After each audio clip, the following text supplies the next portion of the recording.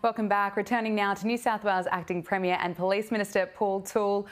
Paul, this is the first summer in years, really, that people are taking off on the roads, going on long road trips. As last year there was the Omicron outbreak, the year before there were COVID restrictions in place. Are you expecting the roads to be busier than usual?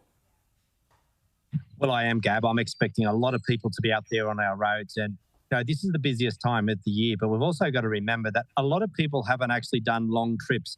So we want people to actually plan ahead and to make sure they drive to the conditions of the roads out there at the moment. We know that a lot of our areas have been impacted by floods throughout the year. There's a lot of work that is underway in repairing those roads. There are still some roads in parts of New South Wales that are actually underwater. So we need people to make sure that they actually plan ahead to ensure that they reach their destination safely. Police will be targeting speeding, drink driving, people using their mobile phones. What are authorities most concerned about during this time? Is it people rushing to get to a destination, fatigue or driving after a long lunch?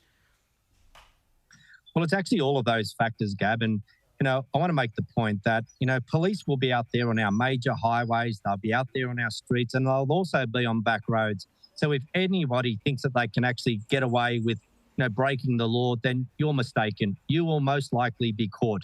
We know that the biggest killers on our roads are around speeding, people using mobile phones, people not wearing a seatbelt, and even motorcycle offences. So that's what police will be targeting. And these laws are in place to actually protect people, to protect the motorists in those vehicles, but also other motorists out there on the roads, and to also protect the precious cargo, which is the children inside these vehicles as well.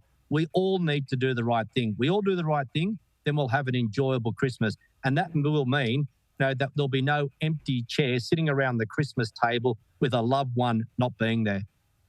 So we will be seeing police doing additional highway patrols. What operations will be carried out? Yeah, police will be doing additional patrols. The RBTs will be out there as well. So they'll be targeting drink driving. So those laws have been in place now for many decades. So this is nothing new to anybody. So people know, just because your phone rings, and you've received a text message, don't even pick it up. Don't even look at it. If you're actually familiar with the road, don't think that it's okay to speed, because it's not. You need to make sure that you are actually following the road rules out there to keep everybody safe. And I make the point that every time you get behind the wheel of that car, the decisions you make can actually have fatal consequences. And we just need to be very mindful and ensure we're not going to spoil that festive season for somebody else out there on the roads.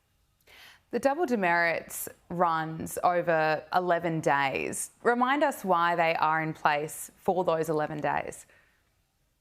Well, they are in place, and they will be starting tomorrow morning at 12:01 a.m. and it'll actually stay in place until the 2nd of January at 11:59 p.m. So it is in place for 11 days.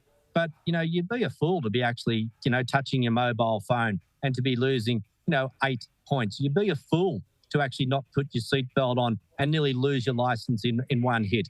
I mean, these rules have been around now for decades, and I still can't believe that people are foolishly not following the rules and the laws that have been in place for such a long period of time. But we also want to make sure that there are no more fatalities. One fatality on our road is one too many. And we all know that, in regional communities especially, there is such a ripple effect. Everybody knows who that individual might be. It may be someone who belonged to the local footy team or a local organisation. So everybody in the local area knows who that person is, who it is. And let's think about our police, and let's think about our emergency service personnel that have actually got to turn up to these incidences that we see where there are accidents as well because of people doing the wrong thing. They have to deal with this carnage as well. And it's not fair to them, and it's not fair to those people that have actually got to go out there and assist them as well.